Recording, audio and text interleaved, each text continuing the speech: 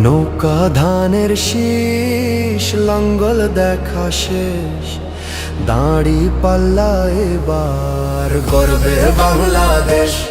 আমার এলাকা উল্লাপাড়া সলঙ্গা, আমার যে নির্বাচনী এলাকা, এটা কৃষি নির্ভর এলাকা। কৃষি নির্ভর এলাকা হওয়ার জন্য আমরা একদিকে গর্বিত যে আমরা গ্রাম বাংলার প্রাচীন ঐতিহ্য আমরা ধরে রাখছি, কিন্তু আমরা যেটা লক্ষ্য করছি যে কৃষকরা সহজ মূল্যে বীজ পাচ্ছে না, কীটনাশক পাচ্ছে না, এরপরে কৃষি পণ্যের সঠিক দাম পাচ্ছে না, কৃষি পণ্যকে সংরক্ষণের জন্য তেমন কোনো ব্যবস্থাপনা নেই।